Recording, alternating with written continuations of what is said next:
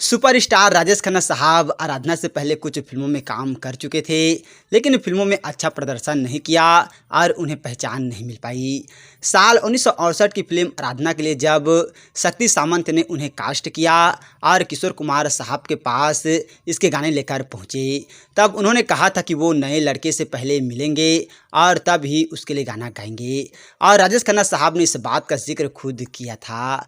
और बोम्बिनो नामक media platform को दिए गए एक साक्षात्कार में राजेश खन्ना साहब ने बताया था कि जब वो पहली बार किशोर कुमार साहब के घर गए तो सिंगर ने उन्हें आधे घंटे तक पानी के लिए नहीं पूछा।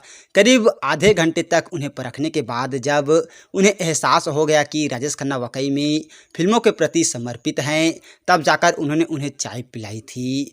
और राजेश खन्ना साहब ने बताया था कि ये समझ लीजिए कि मेरा जन्म आराधना से हुआ। जब ये फिल्म शुरू हुई तब किशोर कुमार साहब ने पूछा कि मैं किसके लिए गा रहा हूँ, और बताया गया कि नया लड़का है, मेहनती होनहार है। और वो बोले, नहीं पहले मुझे बताइए, मैं मिलना चाहूँगा। मैं उनके घर गया और उन्होंने मुझसे बातचीत की और मेरा नाम पूछा। और राजेश खन्ना साहब ने आगे बताया था कि उन्होंने पूछा कि फिल्मों में क्यों काम करना चाहते हो। मैंने कहा कि जब से मैंने होश संभाला एक्टर बनना चाहता था। मैं चाहता हूं कि लाखों लोगों की सेवा कर सकूं।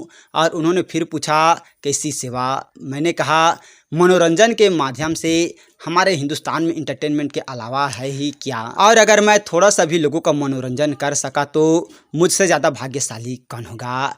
और किशोर कुमार साहब को राजेश खन्ना की बातें सुनकर जब यकीन हुआ कि उनमें अभिनेता बनने का जज्बा है, तब जाकर उन्होंने उनसे चाय कॉफ़ी के लिए पूछा था।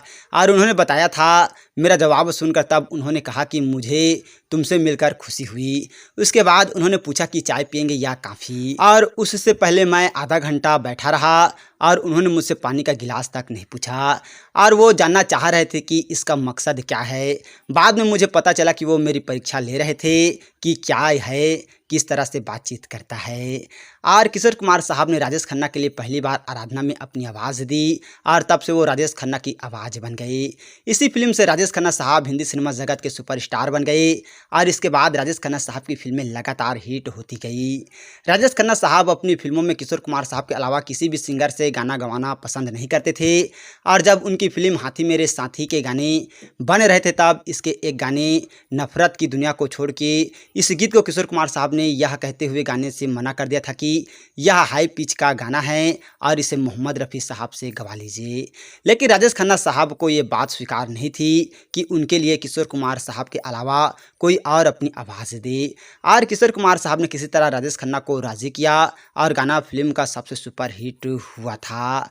और दोस्तों, यूँ तो इतने सारे फिल्मों में किशोर कुमार साहब ने राजेश खन्ना साहब के लिए अपनी आवाज़ दिए हैं कि एक एक करके बताना बहुत ही मुश्किल है। और तकरीबन जितने भी गीत किशोर कुमार साहब ने राजेश खन्ना साहब के लिए गाए थे सभी बेहद ही ज़्यादा पॉपुलर हुए।